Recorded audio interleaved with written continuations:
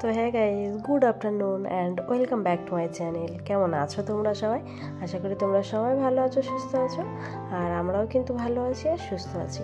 আর আমি ফাল্গুনি চলে এসেছি আবার একটা নতুন ভিডিওর সাথে তোমাদের সঙ্গে। আর এদিকে আজ হচ্ছে শনিবার, আর এখন থেকে আমি আমার ভিডিওটা কিন্তু স্টার্ট করলাম, তোমরা স্কিপ না করে দেখো। আর এই সময় আমরা রেস্ট নিচ্ছিলাম একটু, কিন্তু উঠে গেছি ঘুম থেকে। উঠে বাবাই গেছে ওর বাবার সাথে একটু ঘুরু করতে। আর ততক্ষণ ভাবলাম আমার যে কাজগুলো আছে আমি এই ফাঁকে এই কাজগুলো গুছিয়ে নিই। তো আজকে সকালবেলা জামা কাপড় ধুয়ে দিয়েছিলাম, তখন ওয়েদারটা ঠিক ছিল, কিন্তু এখন ঘুম থেকে উঠেই দেখি, তোমাদেরকেও দেখালাম ওয়েদারটা, একদম মেঘলা আকাশ, কালো হয়ে আছে। মানে ঘুম থেকে উঠে যদি এরকম একটা ওয়েদার দেখা যায় না, মানে তাও আবার গরমের সময়, তাহলে কিন্তু মনটা খুশি হয়ে যায়, মানে আমার হয়ে যায়। এই জন্যই বললাম। তো দেখেই মনটা বেশ ভালো লাগলো, মানে কাজ করার এনার্জি একটু ফিরে পেলাম আর কি। আর তারপরে না কটা দিন ধরে ভাবছিলাম কিছু কিছু কাজ আছে ঘরে, বাট সেভাবে গোছাতেও পারছিলাম না বাবাইকে নিয়ে। কিন্তু যেহেতু আজ রাজেশ ওকে নিয়ে একটু চলে গেল ঘুরু করতে, তো ভাবলাম এর মধ্যেই আমি আমার কাজগুলো কমপ্লিট করে ফেলি। যে ওই যে পান পাতাটা ছিল, যেটা নিয়েছিলাম অনলাইন থেকেই নেওয়া ছিল, বাট বাড়ি যাওয়ার আগের বার পুজোর সময় লাগিয়েছিলাম, কারণ এখানে তো ওই কালী পুজোর দিনই লক্ষ্মী পুজো হয়। তো ওই লক্ষ্মী পুজোর দিনটা ঘরটা একটু ডেকোরেশন করেছিলাম, কিন্তু তারপরে বাড়িতে যাওয়ার পরে এসে দেখি ওটা হয়তো খুলে গেছিলো বলে ওটা তুলে রেখে দিয়েছিল রাজেশ, আর এক পাশে তো লাগানোই ছিল, তো সেটা লাগিয়ে নিলাম। আর তারপরে বাড়ির থেকে এসেই তো তাকে এগুলো সব গুছিয়েছিলাম, কিন্তু তবুও না রোজ হালকা হালকা করে একটুখানি মুছে নিই, কিন্তু তবুও দেখছি বেশ ভালো ধুলো জমে গেছে। আরও যে ঘরের ভিতরে এভাবে প্যাক করা না, তেমন কোনো ধুলো আসছে ঘরে, তাও যে কোথা থেকে ধুলো চলে আসে বুঝেই পারি না। তাই ভাবলাম তাহলে একটু মুছে নিই। আর কি বলো তো, হয়তো বাবাইকে নিয়ে এখন একা হাতে এখানে সেভাবে পেরে উঠি না, কারণ ও ভীষণ পরিমাণে দুষ্টু হয়েছে, কোনো কাজ করতে দেবে না। আর খালি ওই বাইরের গেটটা খুলে ওখানে সব ওই পাথর বালি আছে, ওই বালিতে গিয়ে খেলা করবে। আর খেলা করলেও না হয়, বাট খেলবে না, ওই পাথর বালিগুলো নিয়ে শুধু মানে মুঠি ভরবে আর গালে দেবে।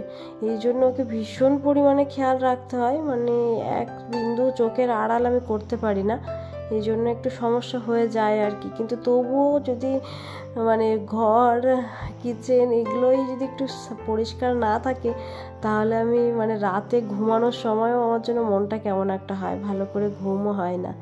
তো দেখো বিকালবেলা একটু হালকা হালকা খিদেও পেয়ে গেছে, তো ভাবছি কেউ নেই, ও তো হোটেল থেকে খেয়ে নিয়েছে চাই, তাহলে আমি আমার জন্য একটু চা বানিয়ে নিই।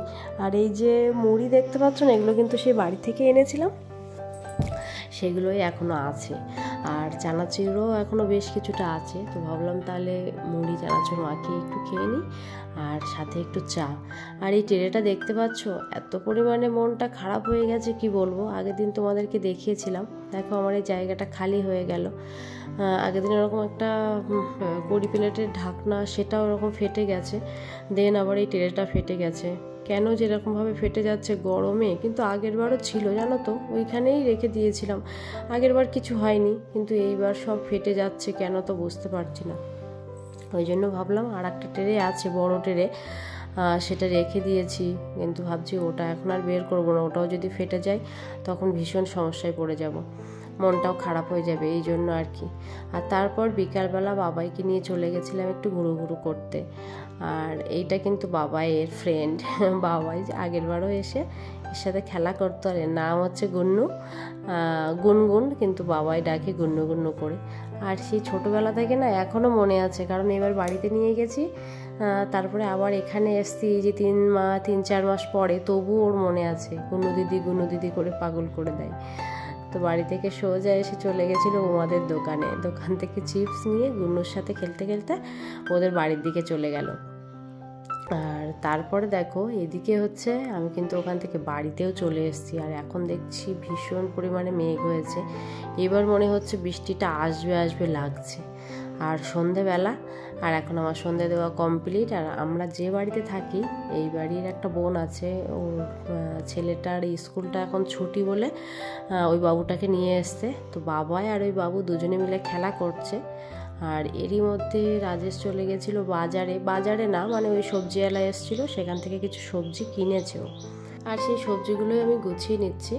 এখান থেকে পরশু দিনও হালকা বৃষ্টি হয়েছে, হালকা বৃষ্টি ঝড় হয়েছে প্রচণ্ড। তো দেখতে পাচ্ছ আমার ফ্রিজে সব আম ভর্তি হয়ে গেছে, মানে সবার ওই গাছে আম পড়ছে আর সে আম কতটা করে দিয়ে যাচ্ছে। এই যে আজকে ওয়েদার খারাপ, ওইদিকে বাইরে কিন্তু অলরেডি ঝড় শুরু হয়ে গেছে।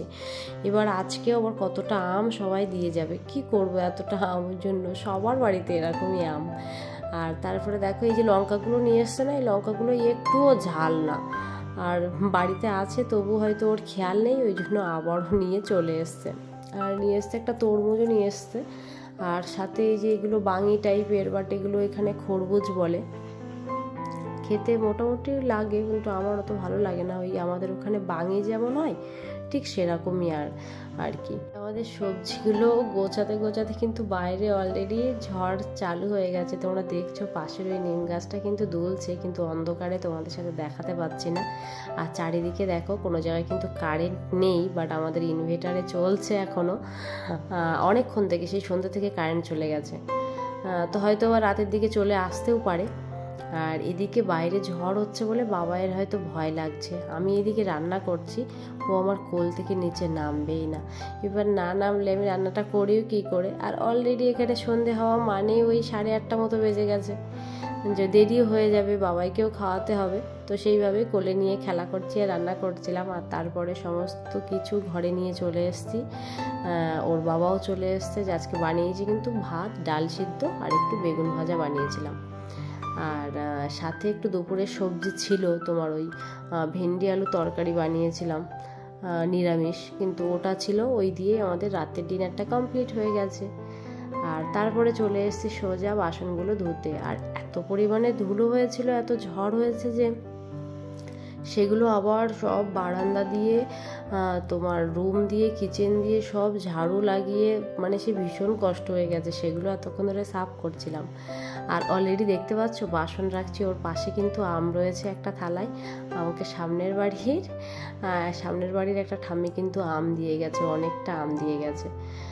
এগুলো হচ্ছে কাঁচা মেটে আম, যে আমাকে বললো যে এইগুলো তোমার কিছু করতে হবে না, এমনিই কেটে হালকা লবণ মাখিয়ে খাবে, বেশ ভালো লাগবে, মানে মিষ্টি আম আর কি।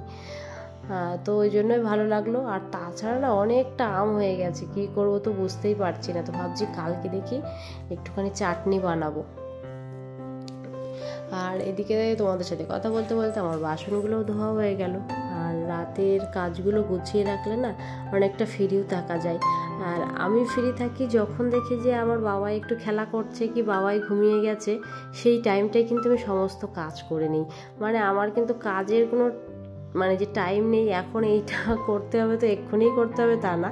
আমি যখনই টাইম পাই দেখি আমার বাবাই খেলছে কি ওদিকে ঘুমাচ্ছে, আমি কিন্তু সেই ফাঁকেই করে নেওয়ার চেষ্টা করি আর কি। তো চলো, এদিকে আমার মুখটাও ধোয়া হয়ে গেছে, যে এবার ঘরে গিয়ে একটু স্কিন কেয়ার করে শুয়ে পড়বো। তো আজকের মতো ভিডিওটা এখানেই শেষ করলাম। ভালো লাগলে ছেড়ে যাওয়ার আগে একটা লাইক করে দিও। টাটা।